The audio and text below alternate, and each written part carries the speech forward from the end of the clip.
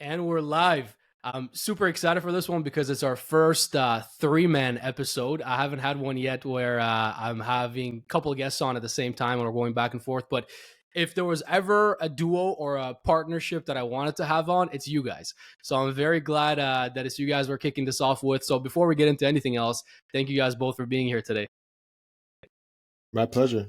It's a pleasure, Pouya. Congrats on the pod, man. It's good. It's been long overdue. I felt for what you do for you to start a pod. So when I saw that message on DMs, I'm like, it's about time, baby. Thank you, man. Well, I appreciate you saying that. Coming from you guys, which are the podcast godfathers in the Toronto area, at least, that's a huge compliment. So I'll gladly take it. Before I get into any questions or all the topics that I want to touch on today, how about you guys give us an introduction to yourselves, what you do for anybody who hasn't come across your work yet? Yeah, so hustle over everything. First and foremost, my name is Owen Osinde. One half of Uplift Media Group, which is the company that Hustle Over Everything is under. Hustle Over Everything is a entrepreneurship podcast based out of here, Toronto. Alex and I have joined forces back in 2020. We have over like 175 episodes so far. Even saying 175 is crazy, just like the longevity we've been at this. And we also have a content creation agency which helps entrepreneurs all across the city create content for their businesses. So whether they're looking to start a podcast or just create content for their socials, we can help them with that. Awesome. Anything you want to add to that, Alex? I've covered just about everything. Hustle Over Everything has been at it for a while. And we just interview high performers, entrepreneurs who have interesting creative business and get the nitty-gritties, the secret tactics, strategies, and stories behind what they did. And it's been an amazing journey. And we've learned so much. Like Owen said, over 170 interviews. So we've learned so much over the last 3 years. And I'm happy to share what we've learned, Yeah, and I'm happy to dig into it today. When you guys talk about the numbers and 170 plus episodes, that's what excites me the most, because I know from my own experiences, whenever I go through kind of like my expertise and resume and everything else, I tell everybody the same thing. It's not about the numbers or the clients or the revenue metrics or anything else. It's the number of years that I've been in sales, number of years that I've been doing this, that I've been involved in the business world. That should say more than anything else. I feel like that real tangible experience is hard to replace. And when I'm talking, I want to make sure it comes across that I'm not talking from a place of books or theory. I'm talking from a place of real experience, sitting in front of tens of thousands of freaking prospects over the years. You know what I mean? So I feel like for you guys, with the podcast space, with the content marketing space, with everything that we're going to get into, you guys are talking from a place of experience. And that excites me more than anything else. So I want to go back to the beginning and hear a bit about how all of this started. So I guess first question, just so I'm clear on the timeline of things, is did you guys know each other and were friends before business and podcasts and everything, or did you guys meet through this world? We were friends before. And we started off from college, from university, Ryerson, or TMU now. And we initially were just like one of the only Black guys on campus, and we just naturally were just saying what's up to each other, and we have mutual friends and started to develop a relationship. And we went to Afrotech in, was it the 2019 Afrotech, and we just clicked.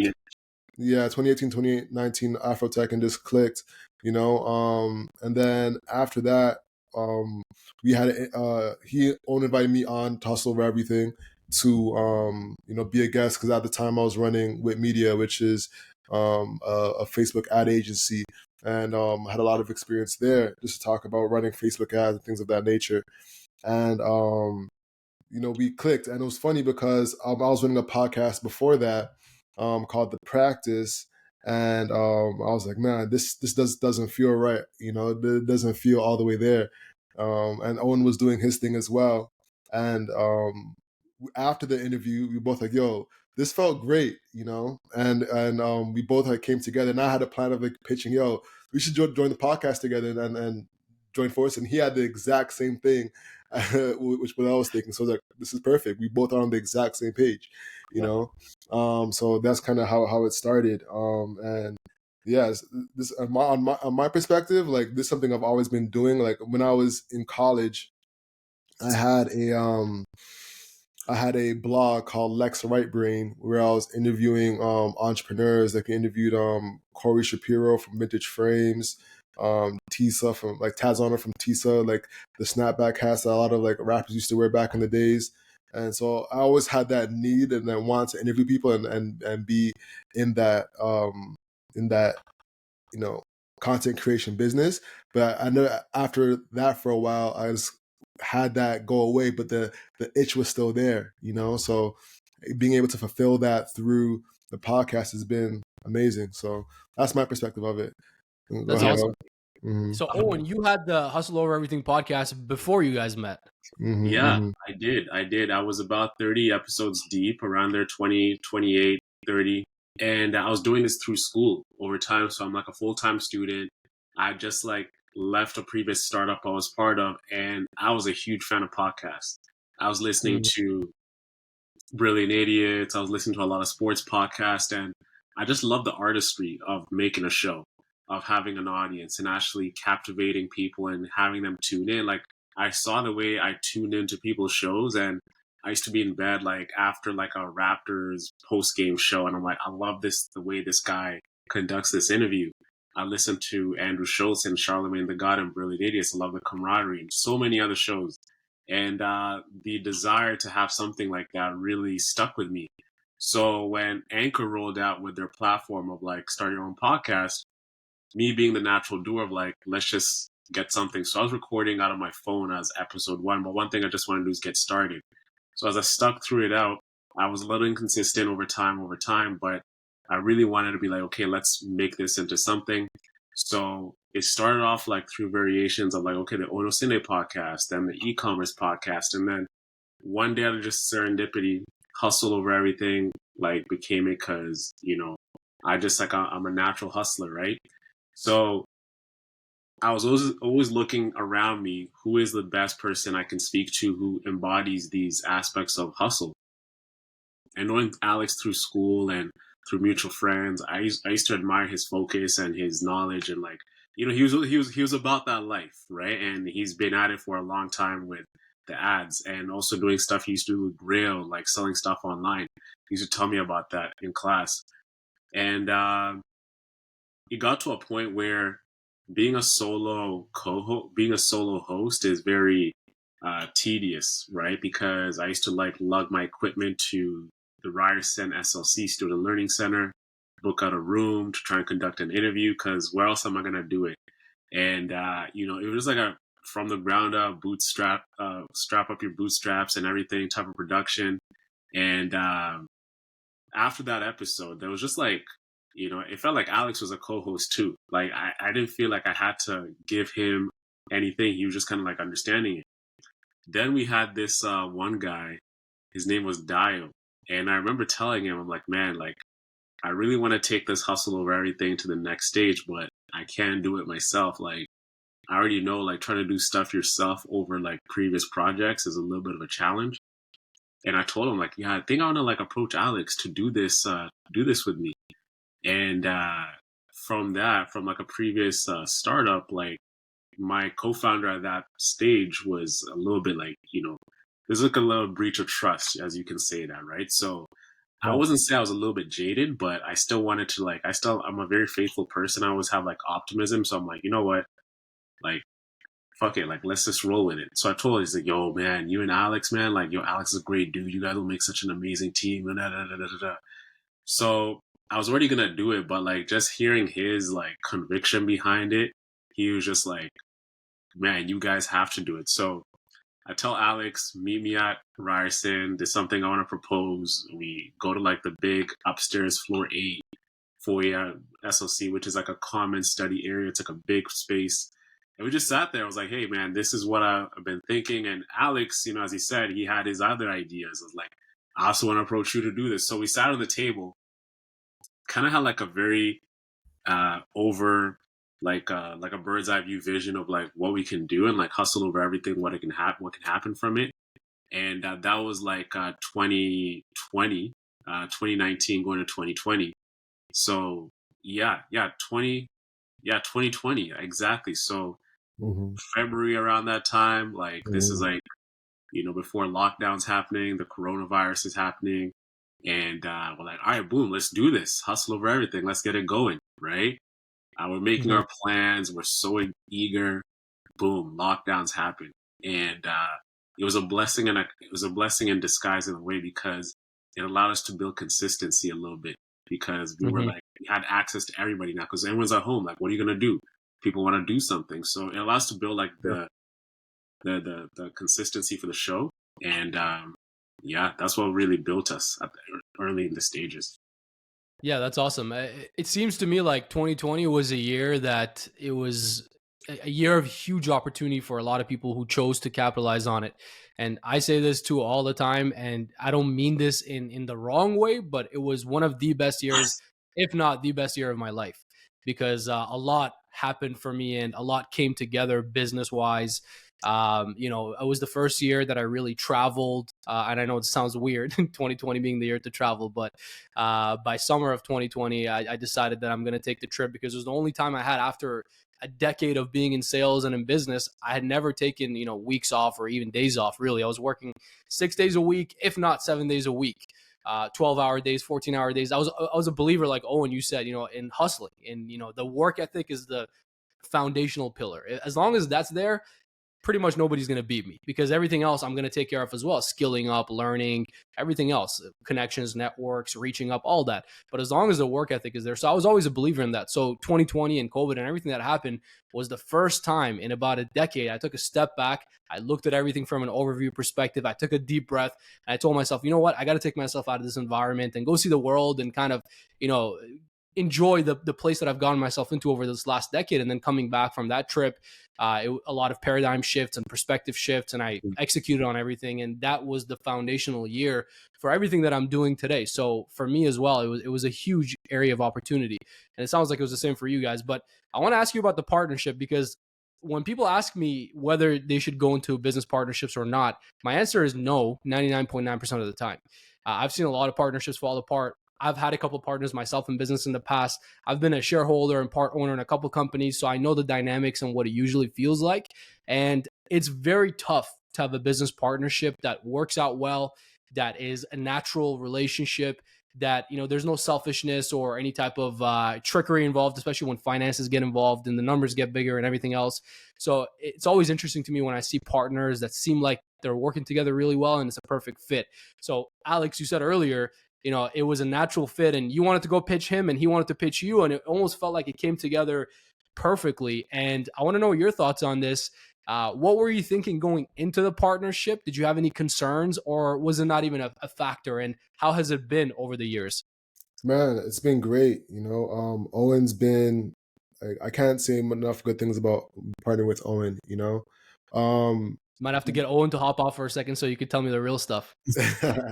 no, I'm gonna Just keep it a kidding. buck. I'm gonna keep it a buck. For sure, yeah.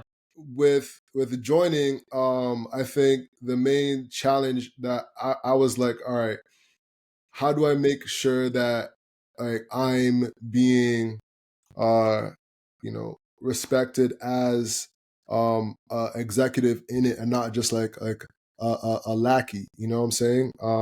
And that was something that one thing that Owen 1000% respected from jump, and even if you listen to our podcast now, I do the quarterbacking of the podcast, whereas Owen started that, so for Owen to have that shift and that, all right, I see that Alex is the quarterback of this, and to like take that step back is like a huge thing for anybody to do, and I have nothing but respect for that, and we put our heads together saying, all right, we have two different strengths. Let's double down on what our strengths are, so we can like find our roles, so one thing like I'm really good at is creative, and one thing that Owen's really good at is organizational work, so that's two things that we've both been able to like double down in and kill, so those are some of the things that's been really important throughout the partnership, finding like where the two strengths are. And I think where a lot of partnerships go wrong is where the strengths are synonymous, so Hmm. it's like I do sales, well, you do sales. Well, I do this, we do that. And it's like, well, how do we differentiate, and then everyone's stepping on each other's toes, right? Whereas when we started Hustle, we differentiate different things. All right, you're gonna go get gas. I'm gonna focus on distributing the podcast. All right, you do this, and it's like separated different roles out so we can continue building the business. And then even when pitching sponsors, all right, you do that, I do this, I do that. So it kind of was like, all right, there's a different role. We kind of approach from like a sports angle. We're both heavy into sports, so it's all right, let's play different positions to get the job done. So even now, like with like building out Uplift Studios, and Hustle Over Everything simultaneously, we both like attribute different roles to each other. So we're both building up the businesses while maintaining different roles. So that's kind of my perspective on it. Got it. And Owen, I'll come to you in a second, but I just want to touch on that because I think you covered a really important point. You guys, and I can tell from the outside, but just from hearing you explain it as well, are really complementary in terms of your skills. And you pick up something, if he drops it, he picks up something. If you drop it, I think that's really good. And partnerships that I've seen that don't work out well are either exactly like you said, both parties have the exact same skill sets, exact same areas they want to execute in and have full autonomy in. That's not really going to be, possible if you're going to split the responsibilities, or one partner brings all the value and the other doesn't do anything or doesn't bring any value, and it really would not be any different without the other partner. Those are cases that I've seen, and I feel like with a partner, these are Warren Buffett's traits. I don't know if you guys have heard this. I'm kind of paraphrasing because I don't remember exactly, but Buffett has this quote where he talks about hiring people. You can find it on interviews, and he says he wants them to be, I think it's hardworking, intelligent, and ethical. And he always jokes. He says if they don't have the last one, then definitely don't hire them, because you don't want somebody who's hardworking and intelligent but unethical. That's when things really go wild, right? So I feel like you guys have all that as well. You both have the work ethic since college, and you guys saw that in each other. You both are obviously intelligent and doing a lot of great work and know how to tackle the different aspects of your business and your podcast. And I think you're both ethical and treating each other right. That's what it sounds like. But Owen, I'll come to you to get your takes. Also, I want to hear from you some of the challenges, maybe, not about each other specifically, but challenges of partnership in general. Yeah. The first part is just like understanding, for example, like Alex brought up the podcast, right? It could have been easy for me to be like, oh man, like I was like starting it and, you joined it and I'm core, I'm leading it, I'm doing the intro, outro, and you just kind of hop on, right? I could have definitely like done that. But for me, that thought did not even exist in my mind because I'm so focused on being super successful with this platform that like you got to remove your ego out of it, right? You got to understand, okay, if you want success, right? Why, and you see someone who's really good and like, okay, Al, like, I think Al's a great host. Like he's phenomenal. He does this great. He does that. And as well, I can do it, but I can admit he does a way better job of that, right? So for the betterment of the show, for it to go where it needs to be, I'm like, no, Al, you do this, right? You are way better at that. Like, you buy into this, right? So it's like a collective of, because I've started so many ideas, like, but you realize that ideas don't get you really far. It's like the people who you're working with and like, removing yourself from like those certain things that you think that they're better than you and putting them in there and be like, yo, run with it. Right. So even like up to now, like Alex, like he is taking over Hustle Over Everything. He's really grown it, like from editors to sound design to intro to guests to sponsorships, whatever. Right. It's about like letting someone do what they're great at. Right. Because at the end of the day, like when people think about Hustle Over Everything, they're thinking about, okay, the message, the platform, what it did for me, right? They're not thinking about, okay, what Owen did for me, right? They're thinking of a collective. So when it's a collective thing, you got to put the people who are there in front to be as talented as possible to make it happen. So that is like what I've like realized. And for me, my strengths are like complementary to Alex. So he's creative. He is idea guy. Like I cannot, if I had like a bank of ideas Alex has pitched me, like it's probably like over 600-700 ideas, right? He's like, yo, oh, I got an idea, bro. And the way I work, Pouya, this is me. So Alex pitches me an idea. I'm like, okay, boom. I'm gonna go organize it. I'm gonna structure it out. These are the steps. This is what we're gonna do. Da, da, da, da, da, da, da. I'm ready to like press go on this idea. I was okay. Well, scrap that. We're doing this now. I'm like, bro, you just told me this idea that is supposed to happen, right? So when I Yeah. hear ideas, I'm like, oh, like I can't process that right now because I got to figure out like a plan. How are we gonna organize this? What are the steps? What are the numbers? Yada yada. I love operations, right? I love Mm-hmm. writing the SOPs, right? Alex, like that's the last thing he ever wants to do, right? So I'm like, Mm-hmm. for us to be successful, this is what we're gonna do for this idea because I like that organization. I like things being written. I like having our time back when things are like written down properly. We have a plan. We have a process. And the creative stuff, I'm like, dog, you go do that. Like the creativity, I get it. I trust you. Figure it out. We'll make it happen. Right. So and another thing is just the trust in someone. Like, I trust your discernment to do what's best for us to be to the next level. Right. And sometimes, you know what? It might not be the right move. Right. It might not be the right thing. I may mess up on something, but I'm like, that's like that thing. And they're usually, okay, this is the feedback, bro. This is where I think we kind of messed up on that.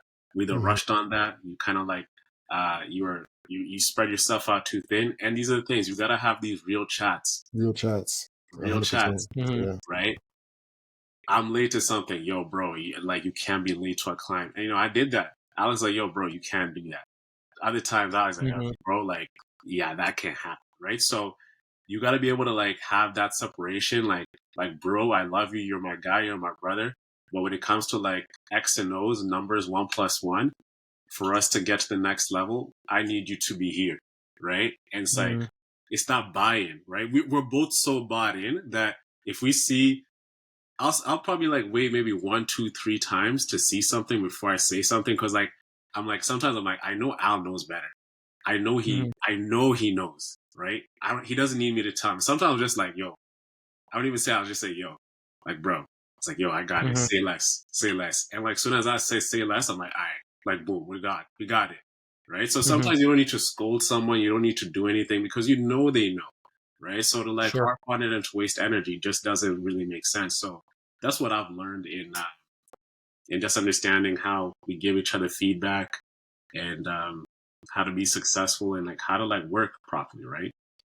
Yeah, that's awesome. It sounds like you guys are willing to have the hard conversations, and I feel like that's really important in any relationship, whether it's your partner, whether it's your business partner, whether it's friends, family. I feel like we talked about this when I was a guest on your podcast, and I think you guys asked me about friendships or relationships or something along those lines. And one of the points I was making is I'm a big believer in setting boundaries. Right. And I Mm-hmm. feel like when you have clear boundaries and you clearly communicate, even over communicate on those boundaries, that's when things go well. That's when, life goes well, business goes well, relationships go well. And Yeah. I think you should want everything to go perfectly. Right. So, yeah, that's awesome. On the topic of the podcast and the work that you guys do, I mean, I'll open this up to both of you. What has been the key to your consistency? Doing 170 plus episodes, doing the work with your marketing and content business as well. I know, consistency is one of the hardest things, and that's why a lot of people fall off whatever path they're pursuing. So for you guys, what has helped you stay really consistent? Um, Self accountability from each person, that's been one. There's been times where we have been consistent. It's like, yo, what's going on? Like what, like how what's going on? How are you? Do you need help? What's going on? So, um, yeah, I think that's been the biggest thing is this, each other holding each other accountable, in that regard. So we can be consistent, you know. That's been like the biggest thing that's helped us. As well, creating systems, as well hiring the right people. Like when we hired our first videographer, we noticed an immediate difference. Like there was like a spike in our video like performance on socials. So like, okay, good. We realized that we need to hire people. Like there was a certain bandwidth that I was reaching. Like I can edit audio, no problem. I can edit an audio podcast, no problem. But a video podcast, completely different. Mm-hmm. That's when we need to hire an editor to get that done, at least for the time that's going to take you to edit that and then be consistent on top of that. So that has been what's helped, the systems as well as the accountability from both of us, being like, hey, what's going on here? What's going on there? So yeah. Yeah. Yeah, I love that. Anything on your end, Owen? Man, I just don't think there's quitting us. That's the thing, right? We Mm-hmm. like we've come so far. Mm-hmm. And like I think and I kind of felt this early on. Like I've seen people start podcasts, I've seen people start things, but there's a feeling I got early on. I'm like, we're gonna do great, right? And even though things like might look bleak, like there's no numbers to support it, there's like whatever, but you can look at the intellect you both share and your strategy and your acumen on business, and you're gonna figure it out, right? And that's one thing I've always known. I'm like, bro, we're gonna figure it out. We're gonna try clips. We're gonna try whatever. We're gonna try editing. We're gonna do whatever. But the game is built for those people who last the longest, right? Who can stay in the arena the longest. And podcasting is a marathon, right? Like, so 170 episodes. Our big break might come at episode 213. You never know. It might come at 500. But one thing I'll always know is like we're gonna show up each and every single day. Like, and that's another key. Like people they don't consider because they want the success. They see other people with bigger numbers. They see other people coming through. It could have been easy for us to like say, yo, we're quitting after 3 years. Like, oh, this isn't gonna work, right? But you see glimpses of like hope, like, oh wow, man, look, we landed this guest. This video did really well. What made that video do well? Oh, this clip did well. What made that clip do well? Oh, this thing. So you start seeing little spotlights of things that you've done. I'm like, okay, how can we take that and replicate it over and over for other things? So that's the key to thing that a lot of people don't really take in is that they give in too soon, or they want the instant gratification that comes with perhaps doing a podcast, right?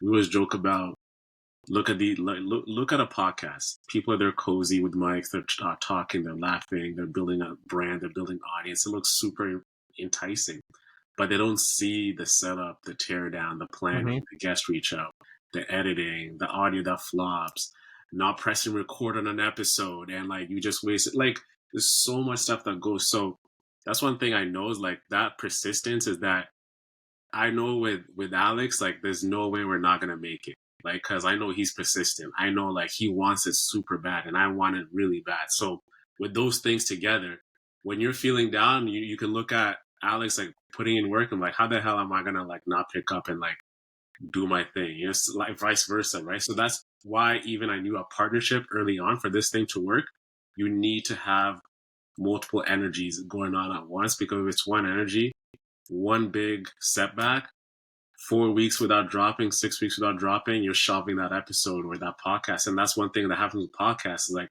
the energies die down, momentum dies, and to pick it up again is a challenge. So that's what's really helped us. Yeah. I love those points you brought up. You guys are not talking my language. This is what I'm talking about here. I have a personal rule that I always talk about, and I say this to a lot of young people that we come across, and that is whatever you want to commit yourself to, if you can't see yourself, this is like a little pop quiz or a test, right? Because people always ask me, should I pursue this business model? Should I do this? Should I do that? Here's my little test. If you can't see yourself doing it for the next 3 years, 7 days a week, 12 hours a day, then it's not worth it. It's not something you're going to pursue long term. It's not something you're going to commit to. It's not something you're going to beat the person who's willing to do that in, unless you're okay just being mediocre or having mediocre results. If you want to get to the top of any space, any industry, any type of business, podcast, whatever it might be, if you can't see yourself committing to it all the way and making the sacrifices for it, to me, it's not worth pursuing. And I'm a very all in or nothing type of guy. I mean, this is me with everything. And I've just realized that about myself. I think you guys would agree self-awareness is probably one of the most important traits in business. And for me, I've learned a lot about myself over my, self-development journey since I was a young kid, waking up in the morning and watching Jim Rohn and reading books and whatever else. To this day, that does not change. That expansion of the self never changes for me. And I learn more and more and more about myself. And it's really interesting when you really learn pivotal things about yourself. Like, this is the core of who I am. One of those things for me is I'm all or nothing. So just like you said, if I think about a pursuit or a project or a business venture, if I don't think about it all the way through and see myself doing it for the very long term, I don't commit to it at all. It's always a no, right? So when I was getting this podcast started, for example, there's a reason I hesitated for so long on doing it, right? Like you mentioned, since we first spoke and we met, you thought, I should be doing something like this because communication is what I do. Sales is what I do. I love this stuff. So it makes sense. But I didn't start it and I hesitated up until recently because I didn't see myself quite yet committing to it all the way and doing this as a long-term pursuit. Mm-hmm. But as things unfolded and as I tapped into different areas of my business and as I realized where I really want to double down and what's really worth my time, I realized podcasts is something that I really love. I've been consuming podcasts since probably 2018 and to a very high degree. I mean, I listen to a lot of audiobooks and podcasts, so I'm up to 3x speed now, so I can listen to things on 3x speed and it sounds completely normal. I'm used to it. So there are days, if I have a long drive somewhere or if I'm, in the gym, for a couple hours that day, whatever it might be, there are days I'll go through like 3 to 4 podcasts, maybe even like half an audiobook in one day, right? So I love podcasts and there are certain people, like you mentioned some names earlier, that I'm tuned into. And I just realized, this is something, like you said, they have a community built. They get their information out in a very fun, entertaining way. It's also something they enjoy and the audience enjoys. And this is something I really enjoy. This never feels like work to me. We could sit here and talk for the next 6 hours and I'm going to be completely fine. We'll just go grab another coffee and I'm good to go. Yeah. Right. So it's something that I love. And to your point, I feel like that's what makes somebody dangerous in business. I wouldn't want to compete with somebody who's, one, really passionate about what they're doing and committed to it all the way. And two, there's no quit in them. They're just always going to figure it out. They're always going to look for the next solution. Yeah, you got to be psychotic to do this. Like legit, like you got to have some crazy in you to really succeed in business. Like think of how about the level of delusion you got to have to think, okay, how many podcasts are there? Like what is it, like 2 million, 3 million around there? No idea. Not even interested in knowing, to be honest. Yeah, and then you're like, yeah, I'm starting a podcast, right? And the other thing is, one thing you get when you tell people you're starting a podcast, especially us as guys, they're thinking we're starting either like a podcast around like relationship, music. There's a certain like niche people plug us in, and the evolution of men's podcasts has become like very gossipy in a way, if we're keeping it honest. So you have these guys like the red pill, blue pill, whatever. So they think immediately like that. So I was at a party for a girl's birthday and I tell them like, yeah, I'm a podcast, right? I'm a podcaster. It's like, oh, like, what are you guys talking about? Is it like that? Are you high value? Like, are you guys talking about that stuff? Like high value, cause, the Kevin Samuels, all dating community. So that whole space infiltrated what men do when they're podcasting. But we're like, no, we're an entrepreneurship podcast. We talk about business. We talk about leveling up. We invite people from all industries to talk about how successful they are. So there's a stigma now that podcasting, you're the new rapper. It's like you're the new SoundCloud rapper. So until you reach a level of consistency, like then people take you serious, right? So right. That just started like post-pandemic when more podcasts started coming out. And for sure, you see those people like drop like flies. Like they're just not built for it. Yeah, and as it should be, right? You're not going to earn my respect until I see you really doing something and committing to it and doing it over the long term. Yeah. It's the same thing in any venture, right? In any area. So I'm definitely with you. And it's funny you bring that up because, yeah, I do see a lot of people pivoting into the helping men type of niche or, all the classic stuff that you hear all the time. I even have buddies of mine that are, business guys that have podcasts and they've transformed their business podcast into more masculinity topics and everything else. It seems to be the hot trend or hot topic. But you guys tell me your thoughts on this. But for me, anytime I hear hot trend, hot topic, the new thing, I turn and run the other way. I heard a quote a long time ago from this gentleman, Holton Buggs, and he was a high-level performer in what he did in his business. But I just remember watching one of his videos and hearing this, and it stuck with me ever since. He said, observe the masses, do the opposite. Yeah. So when I see everybody going one direction, I instantly my internal navigator tells me go the other way, right? Are you guys on the same page or do you guys like to jump on trends? I mean, Al, you gonna say something, bro? Most definitely. So one of the main things that like we made the decision of as we were building up the podcast is evergreen content, and the thought process of it is, evergreen trees, they stay the same over time, whereas with coniferous trees, they change with the seasons, right? And with evergreen content, we make sure we're creating content that can last a long period of time. So when people come back to our archive, they can, still get value that's meant to last over a long period of time, and that's one thing that we've adopted throughout our content. And chasing trends, there is some wins that could happen to it temporarily, but they're short lived. Versus seeing people dive into our archive of content and come back saying, look, I have notes of pages of content that you've made. It makes a huge difference when it comes to what value you're really creating versus what trend are you chasing. That's the real thing. It's the difference between garnering views and garnering a community. Yeah. I Yeah. love that. I love that. Distinguishing between views and a community. Hmm. That's a really good way to put it. That's beautifully said because it kind of encapsulates everything that we've just been saying. Hmm. I got a question for both of you. I'm just really curious now since we're just talking about the podcast. What has been in this 170 plus episodes that you guys have done? Alex, I'll go to you first and then you, Owen. What has been something you learned? Either about yourself, about the world, about business, whatever it might be, because you guys have a variety of guests. I've been a guest on your show. We talked about sales and business.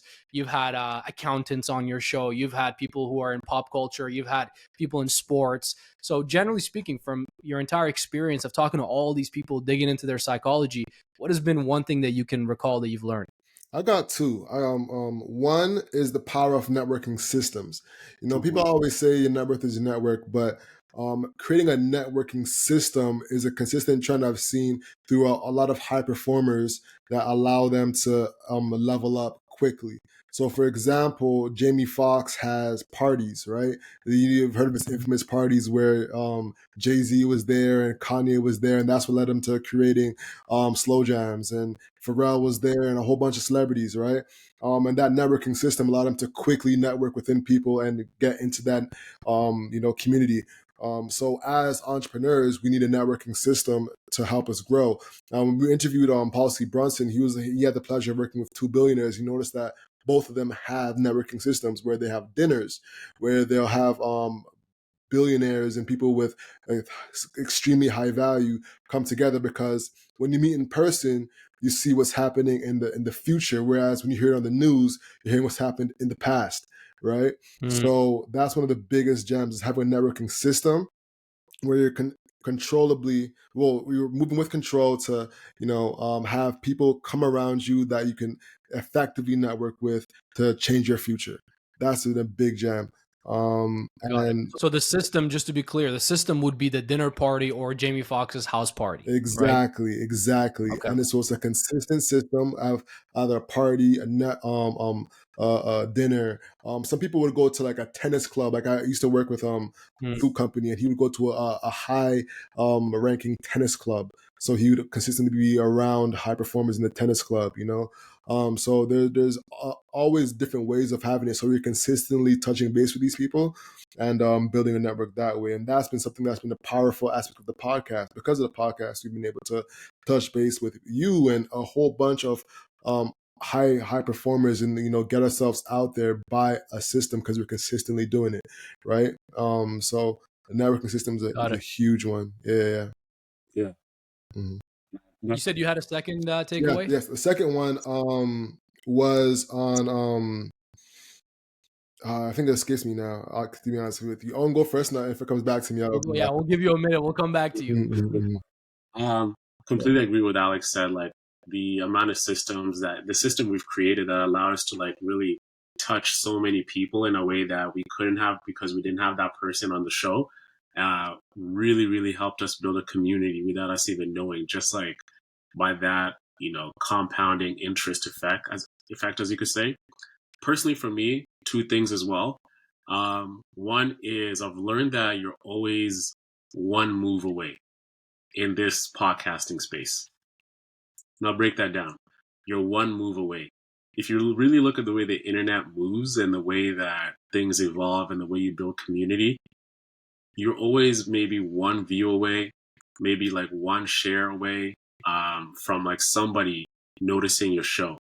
It could be one clip away from people maybe finding you out, right? So it could be like an Instagram reel. Like we've uploaded over hundreds of reels up to this point, but it took us now, like I think 3 years now to get like our highest performing reel on Instagram. Like this past 2 weeks, I think it's close to 50K views, right?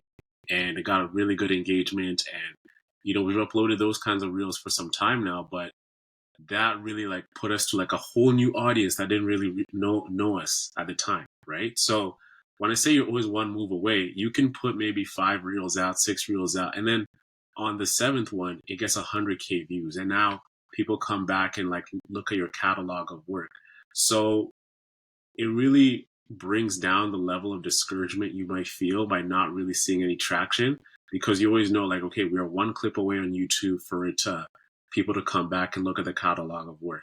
So it just continues to incentivize you to create, because you know that by creating more and more and more, you're creating more pockets of opportunities to create that one extra view that that person can share to the audience, and like people keep coming back and finding you out. So that's one thing I've learned. The second thing is, man, now you I love how you both forgot the second thing.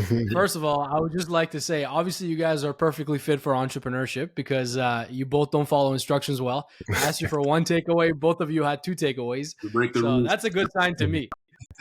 Yeah, in the business world, that's a good trait. You guys do your own thing regardless of instructions. That's good. But Alex, do you remember your second point now? I do. So Owen was you're like one clip away, you're one move away. And mine was actually similar to that. It's like you're one pitch away, you know? Like you're really just one pitch away. Like when we interviewed an athlete, he wanted to create a show, and he's like, hey, he just calls Showtime up. It's like, hey, I have this idea, and just you pitch them, and then now he has one of the top athlete podcasts or sports podcasts, in the U.S. So like that has been one of the biggest aspects of people just being like, you know what, I'm just gonna go for it, and if it happens, it happens. And that's been like one of the biggest elements that's surprising, because people have made this like split decisions, gone after it, and made it happen. That's been like the biggest realization from the podcast, and just this overall journey, that it's really possible if you just go for it. And one, showing up too, literally just showing up consistently time after time, and it can happen. So, but the main point is one pitch away, very similar to Owen's point. Yeah, I think all of these ideas are around what we talked about earlier, which is to be successful at something at the highest levels, you have to do it for the long term. You have to really commit to it. That's where you post another clip, you keep going, you keep putting out content, you make that pitch, whatever else, because you're really committed to it, right? And you do it for the long term. And I believe the last part of that equation is to do anything for the long term, you have to have some type of purpose or passion around it, because otherwise you just aren't going to follow through. You're just not going to do it for the long term. It may be like you gave an example of the one podcast you were doing to practice. I think you said that you felt like, maybe this isn't it. I don't have that real kind of purpose around this, and you wanted to pivot. And I have examples of that myself. So I feel like you find that thing, you have some type of purpose or passion around, then you commit to it and do it over the long term, and then you can win at the highest levels. But I think those pieces need to be in play. Oh, and before I move on, did you remember your second point or no? Nah, I mean, I don't. I It's all honestly good. just have a brain fart, Pouya. So let's keep it. It's all good. You dropped so many nuggets left and right that I think we're all busy picking those up anyways. I think it's going to be too much of an overload of information if we keep going. Question around the business now. So we talked about the podcast a lot, but you guys also have your business arm that's operating at the same time. You're working with clients and everything else that you do. How have you guys gone about monetizing that, or I guess monetizing your content or your podcast? How are those kind of interplayed together? Yeah, we started Uplift Studios about a year ago, actually coming up in a month. And essentially, we realized that there's actually like a pool of people who need content, right? And we kind of just came across it by accident. We had interviewed someone on the podcast at a little convention called All Black Market in Toronto. And he was a mortgage broker, came on the show, like, hey, like, what's up? Whatever. Alex I think he had a meeting with him of some sort to talk about something. And he needed content. So, we're like, I think we're actually I live at the Lighthouse West Tower, but Daniel's waterfront. So we're in there. I'm there, like, I think looking for a job at the time because I just got laid off. And Alex has a meeting with Nate. And I don't even think he wanted to do this intentionally, but I think Alex pitched him like, yo, we'll make content for you, right? So I think Nate goes like, I think how much? And I think Alex, I wasn't in the meeting, but from what I remember, Alex blew out a number. Is like, yeah, sure. Right. So that to me right then and there was like a eureka moment of like what we can do in terms of like really growing the business. So I was like, Alex, look, bro, Alex, say something. I see Alex laughing. Yeah, I was gonna I say. think I gotta step in and tell the story, man, because I got some sauce I gotta put on it, you know. Okay, Let's hear it. bro. Let's hear the backstory. So we're in the call, right? I'll start where Owen stops. So we're in the call. I'm talking and I'm like thinking of, all right, we gotta make some money. We gotta figure it out. You know, what can we do? And I was in the position to sponsor the podcast, and he's like, well, that's okay, but what I need right now is content. Oh yeah, we can make content for you. And he's like, how much? I said $1,000 at the time. This split it out 1,000, and he's like, done. Yeah, for sure. And I was like, oh, that was easy. What the heck? Yeah. And I was So like, this is a broker. yeah, this is a mortgage broker. Exactly. And so I was like, oh, wow, that was easy. And look like it was like an easy win for him. I was like, oh, okay, cool. He's down. And I was shocked. I was like befuddled that he was down for it so often. So I get out the call and I meet Owen. I'm like, yo, bro, we just got $1,000. And we were jumping up and down. We were like, yo, we just got $1,000. Like, we were so happy to the fact that we could do something like that. And I'm like, all right, boom, we got this. So now we go off and we're like, all right, let's go execute on this. And the idea, just like how we started Hustle Over Everything, the idea starts percolating between both of us. We're like, geez, that was pretty easy, wasn't it? So Owen starts going, is like, why don't I just do more of this? And I'm like, why doesn't Owen do more of this? Because like I'm working on Hustle and I have a full-time job at the time. So we're at Daniel's Launchpad and Owen comes up and is like, yo, I have a feeling that, bro, I should just do more of this so we can just like get more business through. And I'm like, bro, I had this exact same feeling. You should be doing more of this. And he's like, perfect. Let's just hit the ground running. And from that point on, we started building up on top of it. And Owen has been like the head honcho conquering Uplift Studios. You know what I'm saying? Creating sales systems and been like pitching. You know what I'm saying? And I've been helping out with getting like talent through to like help with clips and help with the production of the content, you know. So Owen's been like really good with like creating system. And Owen, I'll let you take it from there, bro, because that's your zone of genius for sure. That story, bro, is legendary. Because Pouya, I was there like handing out resumes. I'm like stressing over interviews. I'm like dreading going back to like find a new gig. So I looked at it $1,000, and I'm like, okay. And we kind of had a feeling that we might have undersold ourselves with that kind of number. That's exactly what I've been waiting to say. Anytime you quote a price and you get an instant yes, you know you way undersold yourself. For sure. Yeah. So I saw that. I'm like, okay, who else needs this? And then I saw the realtor space that is actually big. I saw the whole service professional side of things actually opening up because one was a key problem. The threshold to create content is becoming extremely challenging. No one's gonna watch you just like selfie talking videos with like the Instagram model captions. Production value is going high. Consistency needs to be there, and people don't have it. They don't have the editing skills.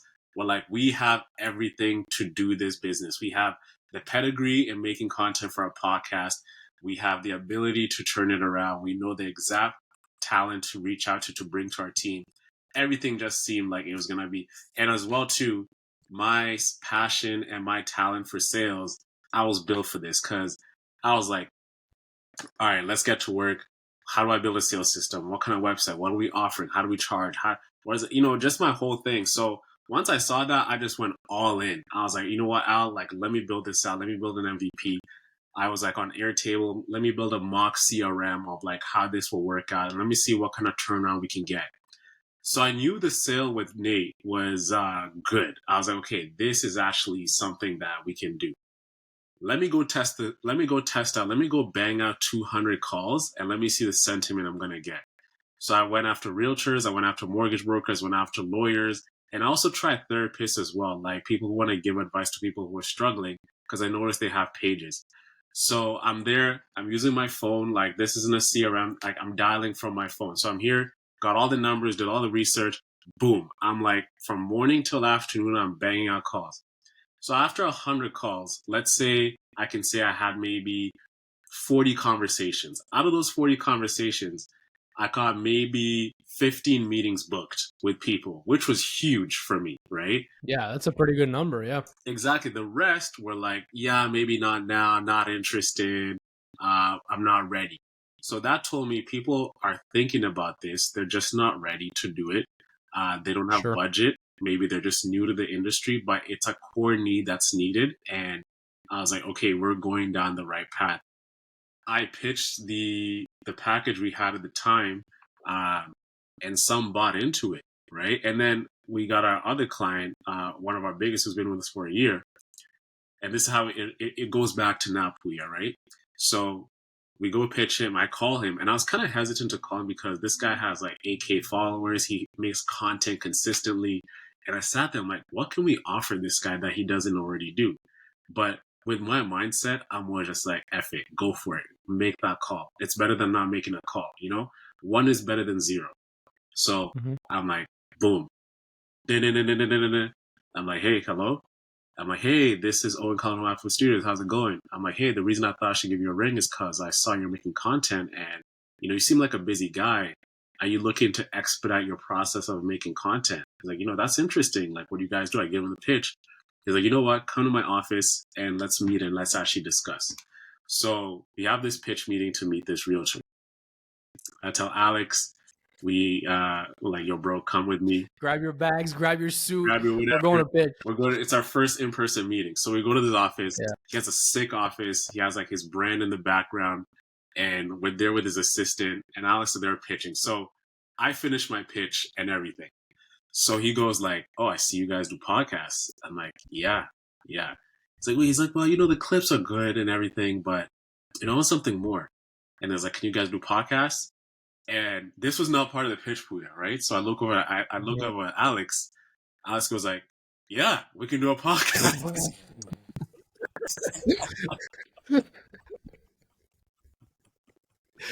Yeah, we can do a podcast, right? So, yo, Pouya, we had no like process sales of how we're gonna start creating a podcast for someone. So now all of a sudden you're a full-fledged production company. Full-fledged production company. So we agree to a deal right then and there. First close. We're negotiating a number. We're like, yup, we'll do this number at quarterly. And all right, done. I'm like, all right, sick. I'll send you the contract tonight. Right? So I'm on the I say my goodbye to Alex because he has to go back to work. And I'm on Jane subway station. I'm taking the train at Jane, and I'm standing on the platform. And I'm like, in my head, I'm like, WTF? Like, what the hell just happened there? Right? This never happens, right? Because in my career in sales, to make a sale of that figure in the first meeting ever, I was like, this guy had to trust us. One, maybe he did mad research and he just decided, or something happened. Maybe like the heavens just blessed us. Months later, we're chatting. We're at his office. We finished a podcast. We're talking. Like, what happened? We start talking about that day, and he says, you know, it just felt right. I just, you know, you guys, I knew it was going to work out. I just had a feeling. So now we've done that podcast coming up a year in November. So now, man, realtors, all these professions, our hypothesis, and it is true, we have solved our hypothesis. They want to move on from creating clips on social media. Some do, but I think the top echelon of these professionals want to have like a platform to really elevate their business and brand, and they want to have a podcast. So we had that one case study to prove it. So I started pitching more and more, and they actually pitched me, say, hey, I saw you do a podcast. Like, can you help us with that? And I'm like, absolutely. Right? We have the systems. We know how to do it. And I'm like, boom. Same thing. I called another person. They're like, yeah, like podcasts. I'm thinking about doing. Yeah, we actually do podcasts. So it became like part of my natural pitch, and I had the numbers and facts to back it up. So now, from that one podcast client, now we have 3 others that just happened this past 2 months, I would say. So now we're becoming like this multi-content creation agency that I wonder if we had maybe pivoted to podcast from last November, maybe things would be different. But I actually would rather just, I love it the way it happened because we learned so many things along the way to get to this point. But that just shows you the evolution of business, right? Of like starting up, pivoting. You don't know things. You don't know what you don't know. That's one thing I've realized. You don't know what you don't know, but that's the one thing. You're always one move away, right? So when I was saying earlier, that one move by me making that call to that guy who's our client led to what we do now, right? But consistently creating his show for the past year. So now we have the credibility, we have the execution ability, and now, you know, we just shot some ads for it. Now we're pumping that out. So now we're creating leads for more people who want to create a show. So, man, just make that call. That's what I've learned. Make that call. I love that. I love that story. I love the whole evolution of everything. And, you know, there's no point looking back and saying, you know, maybe we should have pivoted into this from a year ago or whatever else. You know, it's happened the way it has. And you guys are taking those lessons with you now. I think a couple of really good takeaways for everybody watching this, whether they're, you know, salespeople, entrepreneurs, business owners, is one, like you said, just go after the sale. You know, making a call is better than not making a call. Right, posting that piece of content is better than not posting a piece of content. It's almost like another at bat, right? You'd rather just put yourself out there. And coming from a sales background as well, I definitely agree with everything you said. I love that cold call role play as well. But you definitely want to make those calls. You want to get in front of your target market. You want to get in front of those prospects because you just never know. There's unknown. What's the saying? There's known unknowns, and then there's unknown unknowns, right? So you never know what you don't know, and you got to take that move. Another thing that I love is Alex just saying, yeah, we do that as well, and just committing to it. You know, and it's such an important trait as well. I've had that happen many times myself in different products and services that I've been involved in. And it's better to just say yes, obviously, as long as you know you're going to fulfill on your promise. But it's better to overpromise and say yes and to really commit yourself to something, even if you haven't figured it all out, and then go and figure it all out and make sure you deliver the highest value service possible. Then just, you know, be iffy or hesitant or say no. And that's a surefire way not to earn somebody's business. So I love that you had that confidence and that conviction to just say, yeah, it's something that we do and we can do that for you as well. That's awesome. And it sounds like this guy really just trusted you guys. And trust is really the foundation. Either like just saw our work with a podcast, right? So I think everything always plays into it. So imagine if Alex and I hadn't been consistent with the show. He might have noticed that. I'm like, oh, man, I know this Owen guy's coming in like to talk to me about this, but man, they stopped at like one episode, maybe 110. What's this gap between, let me give you, say, February and August? What happened in these months? Like, why did they, okay, now they dropped the episode. Okay, the last episode was 5 weeks ago, right? So people see things. And that's one thing, like whatever's online, 100%. Do their homework.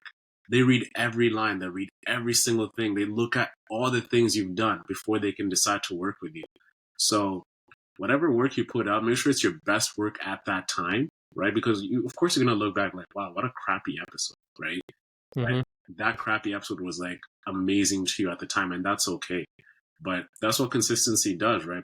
Imagine this client didn't see the consistency. He's like, I don't know if you guys can pull it out because I haven't seen you guys do it for yourself.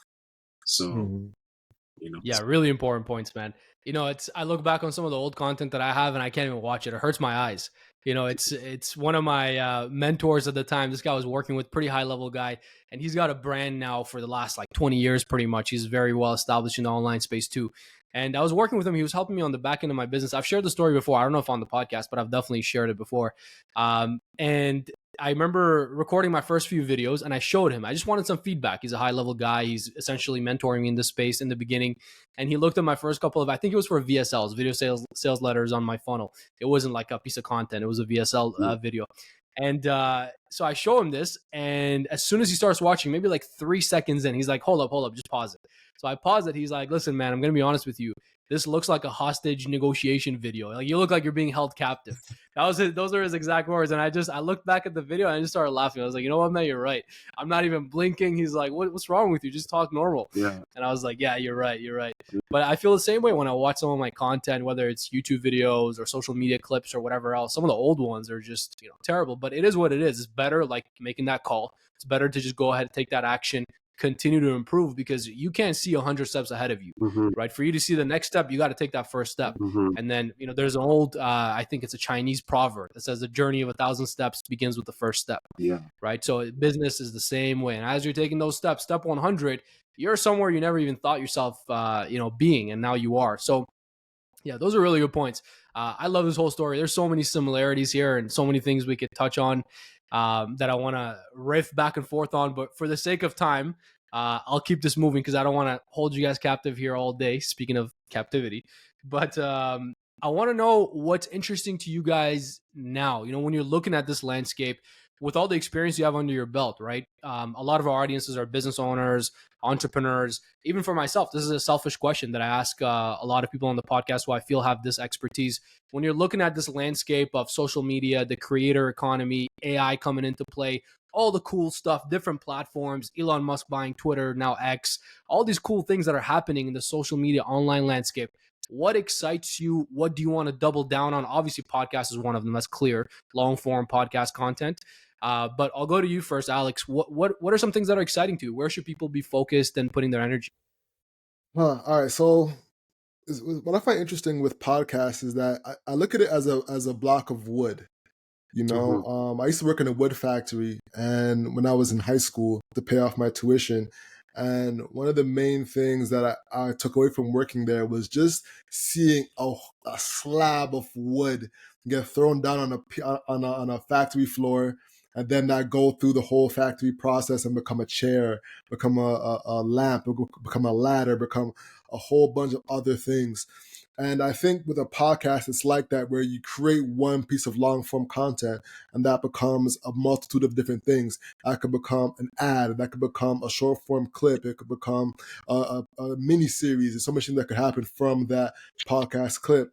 And I think where the future of content is going is having that long form piece of content and having that distributed into different things to leverage for yourself as an entrepreneur. So that's where I really see it going, and whether it be using AI to try and create clips or hiring a team like us to create high performing clips, and really just like focusing your energy on leveraging what people like we do so they can focus on their zone of genius. I think that's going to be like the main thing that's going to be taken over for the next year. I also see like the gap between service providers and online media companies intertwining. So like I'm a plumber.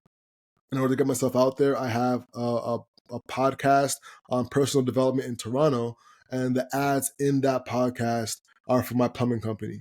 You know what I'm saying? So there's consistent top of funnel engagement for that plumbing company, and that goes out across social media, et cetera, et cetera, et cetera. So like I see that being the next step of focus for a lot of entrepreneurs, having that media company front page and a service providing back end. Yeah. Mm-hmm. Got it. And you guys definitely have my vote of confidence because I've seen short clips made by AI tools and softwares and whatnot, Yeah. and they're never that great. I have buddies of mine that use that, and I would never use that in my own business. I have my video editor who handles everything. I have my team who chops everything up, and I would rather have a team that handles that, whether in house or a team like you guys that we bring on, as opposed to some of the AI tools. At least for now, I don't think we're quite there yet. Yeah. Yeah. You know what it is? It's a calculator. You know what I'm saying? You need to know what buttons to push. It's not a unanimous solving tool. It's a calculator and a tool that you need to use correctly. So if you're just using it and it's bare bones, you can make like a 1+1=2. But if you want to do real math, you need to know how to do cosine correctly. So that's kind of where AI is heading, and it's really just being able to program it. It's not a matter of saying, "Oh yeah, AI will do everything for me." That's the wrong mentality to go in. So that's where if you're just either way, you need someone to be manning that tower. Either way, Mhm. whether you're doing AI, your hand making it yourself, there needs to be a man behind that machine. So if you think you can just use AI and just knock it out the park every time, you're sadly mistaken. Yeah, agreed. Yeah. How about you, Owen? I was gonna say the same thing, but like my thing is that everyone and anybody. Like, I think people are going to be forced to be a media company in a way. If you really look at the way things are rolling, even if you're like just a junior professional at work, you're gonna have to create content on LinkedIn, whether that's through video, that's through written work, etc. So that's why you even seen the like rise of Substack and everything like that. People are gonna have to like communicate their expertise based on like what they know. Like like what's your influence level like? I think hiring decisions will even be made on that. Like if you're creating content on, let's say, and I see this with a lot of sales guys on LinkedIn. I'm sure you see Pouya too. People are gonna have to like develop a brand on LinkedIn. I think LinkedIn is like such a sleeping giant for video, and I'm excited to see how it evolves. But I think what we're doing with helping professionals who don't know how to make content, they're gonna have to be forced to make content. And I know we're like a key part of it, like in creating podcasts, but I think they're gonna be like more tools to really empower those people who don't know how to. Maybe it's teaching them how to make content. Maybe it's making them sound good using AI, like to sound more polished. Nerves are something that people face when they're trying to get on video. So like, what tools exist to really help you look comfortable? Maybe you were looking nervous, but this AI tool made you took parts of your face and facial structure, made you look more like happy and jovial and everything like that, right? So I think that's like the next like 10 years or so, but people's hands are going to be forced to be online, whether they like it or not. It's going to be like a requirement for you to do that, right? Maybe it's even being like an avatar of some sort of creating content, but you're going to have to do it to connect with the younger audience, like on TikTok, or because the kids who are coming up who are like in kindergarten, this is what they're knowing. So if you don't adapt to like those ways, people are going to take over your firms. Then it's more of a adapt or die type of thing, right? So that's my hypothesis.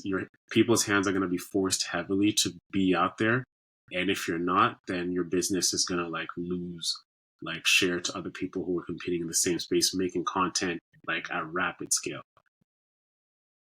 I definitely agree with you. I agree with you both on this topic. There are two things that I sound like a broken record on, and I'm totally fine with that. One is sales, and how, it's the most important aspect of any business. Without sales, you don't have a business, you have a hobby. Point blank, period, end of story, right? The other is around personal branding, right? And it's exactly what you guys are saying.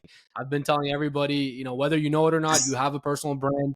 Whether you like it or not, you have a personal brand. It's the classic Jay-Z quote, "I'm not a businessman, I'm a businessman." It's the same thing. Everybody has a brand, whether they know it or not. And if you don't believe me, just go ask your family, your friends, your coworkers, whoever, when you think of me, what are the three things that instantly come to mind? And they'll tell you, well, you're funny, or, you have nice shoes that you wear all the time, or, you're always late, whatever it might be. That's your brand, right? The brand doesn't have to be, oh, this is my business. The brand is who you are. And I feel like more and more in today's society and in the creator economy, what we're talking about here, people really buy into you. I'm a firm believer, and again, my 12 plus years of sales experience backs this theory up.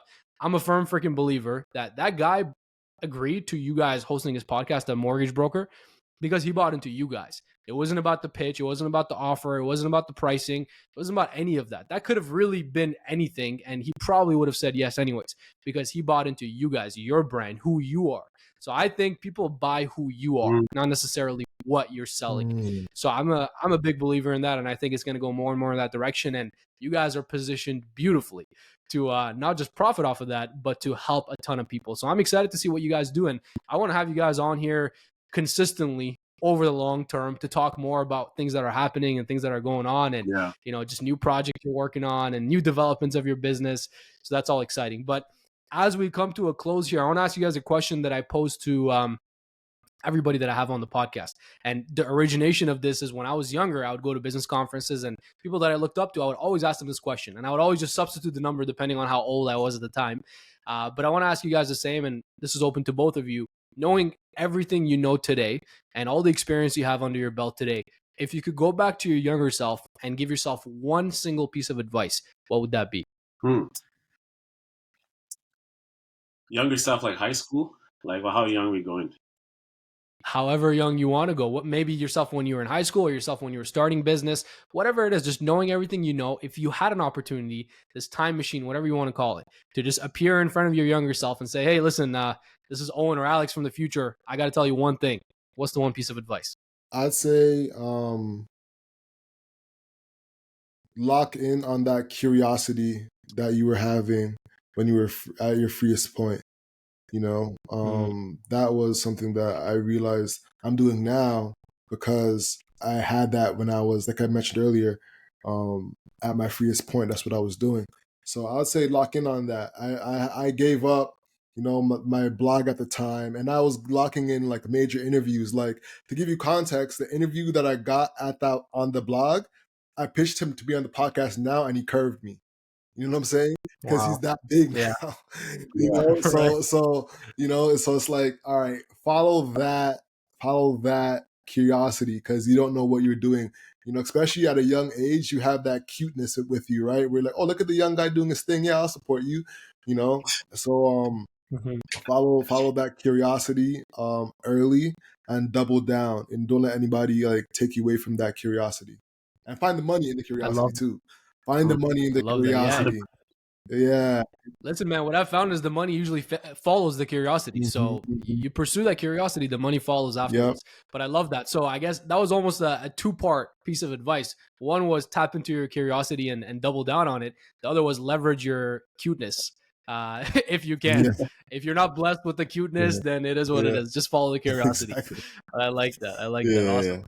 Owen, how about you, man? What's young Owen hearing? Man, young Owen is like very impatient, like extremely impatient. I remember even early on, like I was telling my parents, yeah, I'm gonna leave Ryerson to go pursue this like clothing line I was starting, just because I had made like crazy money selling first year in residence to my warm market, right?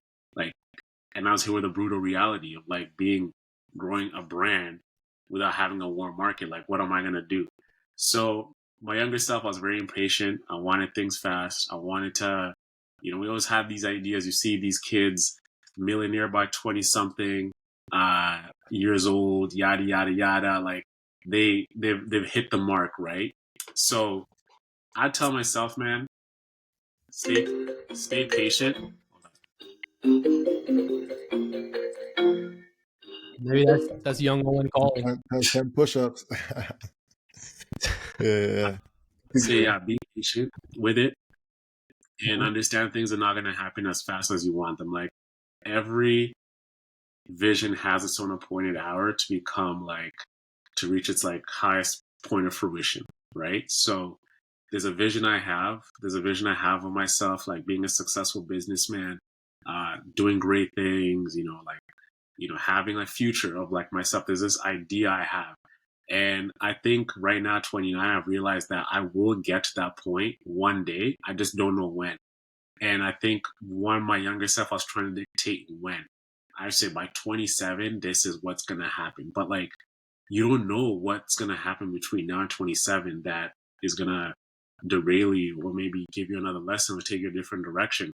But I think if you just have like a North Star vision of where you want to go and you're doing those steps each and every single day, there's like you're gonna hit that regardless. It might take you longer. You might get it faster, but regardless, you're gonna hit it. So don't lose stress of like seeing other people get things faster than you. Don't compare because you have like your own race you're running. So that's one thing I learned.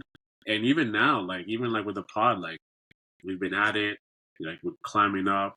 Some people are like maybe they're according to metrics, they are a successful podcast.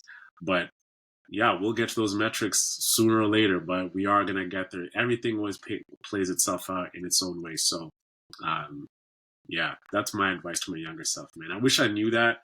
Like, be patient. Like, things are going to work out. And I could have maybe persisted on things even more than I left maybe a lot of projects unfinished. So, yeah, sucks to say that, but that's what you learn when you're younger, right?